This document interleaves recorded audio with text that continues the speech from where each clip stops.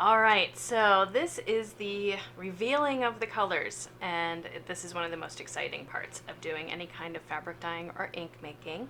If you recall, we did the passive heat recipe using tea, and so that's in here. This has been sitting out for 24 hours.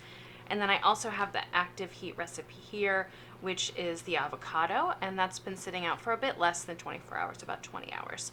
I also have here a little dish pan that has some soap in it, and the soap that I use is this 7th generation dish soap, and it's pH neutral, which is helpful because if any of the inks or fabric dyes shift pH, which would be, is it really acidic water or maybe alkaline, that could change the color.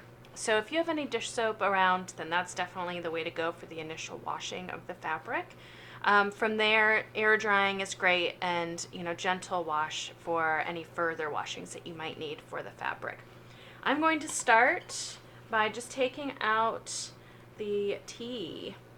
So this was a vintage napkin, and I am holding it, just to keep the mess at minimum, holding it right over the jar and squeezing it. I am wearing gloves. With the tea, you don't necessarily have to wear gloves, but it is best practice. And with the avocado, you should wear gloves in case you have a sensitivity to tannin. See that one of the tea bags is caught. And so this is the color. It's really lovely, warm, tan. And you could get a little bit darker of a color if you let it sit in the tea a little longer or use more tea bags. And other colors or other natural fibers would also achieve slightly different colors, including more of a dark brown if you used silk or wool. So all I'm going to do is I took it out. I'm going to put it in this, it's cool water with a little bit of dish soap, and just let it sit in there for a second, move it around, agitate it. With natural dyeing, there's often little particles from the dye stuffs that stick to the fabric. And so this initial washing is just to get out excess dye and any, if you do happen to have anything kind of sticking to the fabric, then you will want to use more agitation or put it in the washing machine on a gentle cycle. So here's the color. Really, really, really beautiful. I love that very much. All right, and let's look at the avocado. Put this here. Take this right out. I know that there's little avocado bits on this fabric, but I'm just going to hold it over the pot, squeeze out excess moisture,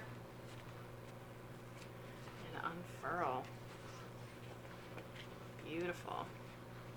And so you can see a little bit of a difference. There's more of a peachy color from the avocado, and the tea is more on the yellow cream side. If I wanted to darken any of these dyes so they were a darker color on the fabric, then I could add a little bit of iron bits, rusty bits, and add a little heat when I do that too. And even if you had already gone through all the steps with the avocado dye, adding a little more heat once you add the rusty bits will darken the color. So you can even do that now. If you decide it's too light, you can always heat everything back up with a little bit of iron and darken those colors. Oh, it's really beautiful. You can start seeing a little more of the peachy pink that comes from the avocado pits. So that is your basic beginner fabric dyeing and ink making using natural dye stuffs. I really hope that you enjoyed this class. And if you have any questions, you can always reach out to me and I will do my best to help you troubleshoot. Otherwise, it's been a pleasure to be able to share some of my expertise and creative knowledge with you. Thanks.